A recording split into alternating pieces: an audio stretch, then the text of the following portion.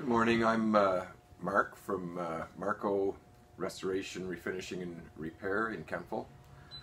What I'm going to do today is I have this table.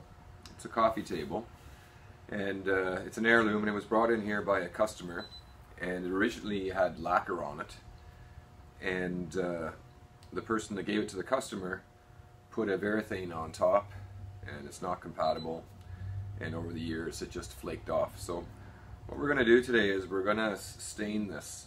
I've seen lots of videos on staining new wood. It's pretty basic, pretty simple. It's a little bit more difficult when you're going to stain something that has already been stained. You can see this wood, there's a lot of dark spots, imperfections.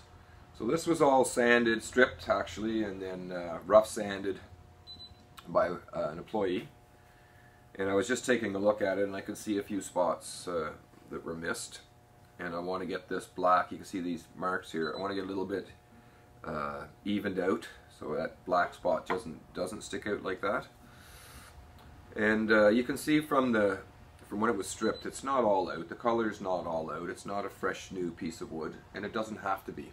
A lot of it depends on what stain you're going to use on top. The stain I'm using is called Early American, and it's brown. It's a brown. The base of the stain is brown, and there's a red tinge to it. So that's what I have in this wood already. So I'm just going to even this out, and then I'm going to give it a stain.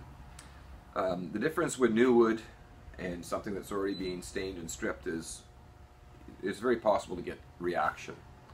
You get the stain to react on this, a negative reaction. It happens all the time. With experience, you should know how to deal with that.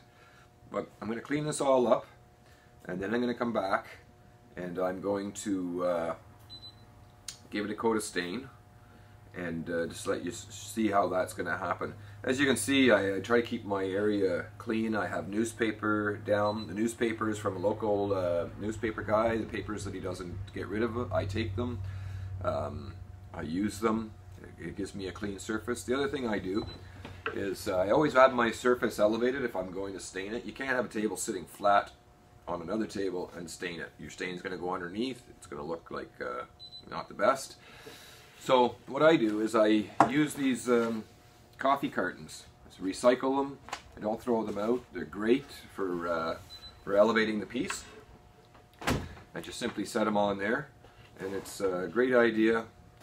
You know, instead of going to the coffee shop, you buy your coffee and throw them out. I use them all the time. I use them for everything. I use them for stripping. You can see there's some old ones here, but they're really, really handy. Anybody can pick those up anywhere. It doesn't cost you a cent if you buy coffee.